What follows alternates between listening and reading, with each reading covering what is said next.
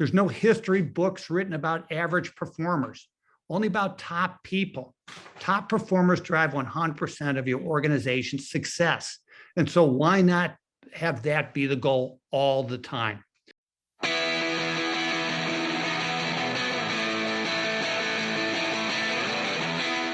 Hello there. This is John Bernatovich, your host of the HR Like a Boss podcast. Thank you for listening. Please like, comment, subscribe, and share with a friend. I've embarked on a journey to get to know amazingly awesome HR and business professionals, and I'm trying to understand what it takes to do HR like a boss. On today's show, I am so excited to be joined by my dear friend, Pat Perry. Many of you know Pat from his days at ERC or prior to that, a successful career. But I cannot thank you enough, Pat, for being on the HR Like a Boss podcast. Welcome to the show. John, thanks very much. Happy to be here. What would you describe as the purpose of human resources? I would say the purpose of HR today is very different than it was 3 years ago, 5 years ago, 10 years ago. I think today it's leadership by example in terms of reinventing and re-engineering the workplace. But I would also tell you that, or share that, and I've believed this for a long time, is that you can't define purpose of HR unless you understand, for your organization at least, where you align in terms of what are you trying to attract and retain. And in other words, I've always believed that an organization has to answer the following question for HR to be functional. And that question is the organization committed to only hiring and retaining top performers? And there's no right or wrong answer to that, but I encourage companies to at least answer the question, because if the answer is no, we're not committed to only top performers, we'll take anybody who breathes, for instance. And there are companies like that. They'll take bodies. Well, that's a whole different game plan then for HR. Now you at least know where you're heading as a company, and you know what will be supported, so my purpose changes. But if I am in that kind of top performer attraction and retention model, well, my purpose is pretty laser focused. But I think it also is one that needs to be clarified for, all the constituents and internal customers in the organization. But I'm just so curious, Pat, because I know this is 20 some plus years ago that NorthCoast 99 came out of your mind or team's mind at ERC and became this thing now that's a long standing tradition for those in Northeast Ohio to be recognized. And I know that's a huge, that's the cornerstone of NorthCoast, right? It's the top 99 workplaces for top talent. And I'm curious, the genesis of that, where did that come from for you probably 20 plus years ago, where again, today, people are still struggling with this idea clearly, if you're suggesting that's the number one thing that we need to get clear on in HR. Where did that come from for you? That the genesis of that was really just from observation and also spending a career in HR, in different HR fields. I was a practitioner, I was a provider, I was somewhere in the middle at times, but always HR related. And I had a great formal career of interacting with tons of companies, tons of CEOs, tons of HR professionals, very involved with SHRM, both in Lake and Geauga counties, and of course, Cleveland, over many, many years. And so I think it's one of observation. And I saw this consistent miss. You talked about, before we got on, we talked about a little bit about some misses in our workplace today. But it was a miss that I saw all the time, which was so many HR teams and professionals were out there just kind of floundering. And there was really no metrics to define success. The success hasn't been defined.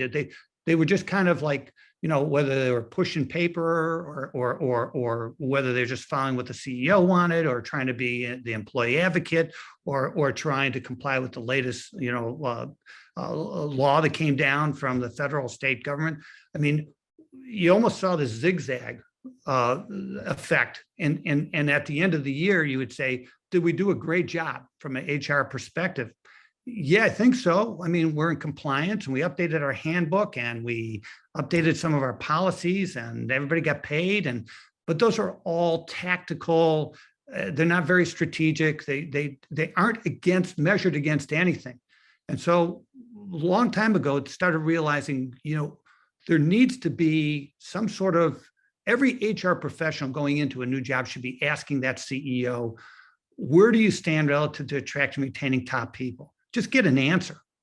And I'm not even quite sure that there are some leaders in our community or in any community in the US who have taken time to answer that question amongst their management team. I mean, it's critical to get that answer, because if you don't have an answer to that question, how the heck do you perform in HR?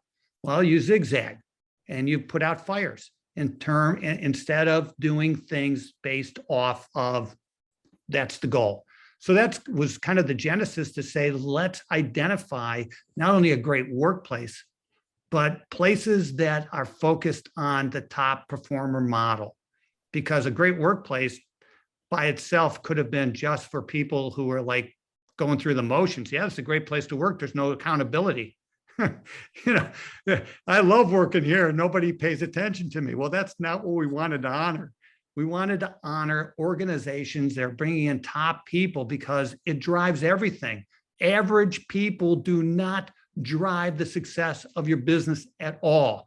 There's no history books written about average performers, only about top people. Top performers drive 100% of your organization's success. And so why not have that be the goal all the time? And so that's really where it came from. And we focused on that. And we really tried to create an application and a process for NorthCoast that would surface organizations who are doing that better than others. I'm curious as to how you think HR can break down that stigma of others that aren't in it that say, I hate HR. Yeah, and anyone who knows me knows that I am very biased. I believe that HR is probably the most important function in any organization, especially when it's done correctly. And so you take a look at some of the aspects of what HR has to deliver in the organization, and it's usually not a lot of fun stuff.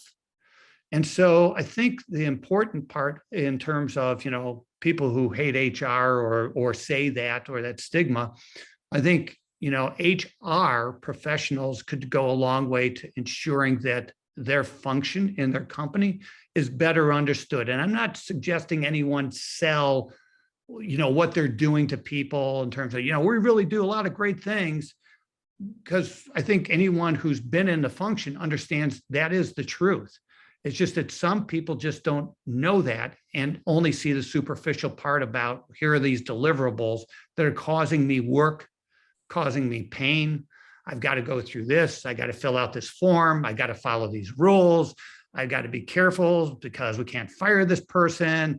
And all of this comes back to this really unique function in this organization that has so many different hats, so many responsibilities. And it's amazing that that so many people are sustained success in this arena for a long period of time, because it's not an easy job. How do you describe someone that does HR like a boss? I would say authentic leadership. It's really simple. I don't have a long answer to that. I think HR like a boss today is authentic leadership, where the HR person knows, and this is, I believe this for a long time, individuals know what they're doing, they believe in what they're doing, and they have a passion for what they're doing. When you combine that with the HR technical skills and expertise and experience, along with authentic leadership, I think that's HR like a boss. Fantastic job, Pat. I really enjoyed having you on the show. Listen, I'm flattered to ask me, John, and continued success to you and this podcast, of course, your book, and of course, you and the team at Willery. Fantastic job. Thank you for checking out the HR Like a Boss podcast. If it resonates with you, please consider leaving a rating and review. And better yet, subscribe and share with a friend. Until next time, let's continue to aspire to do amazingly awesome HR.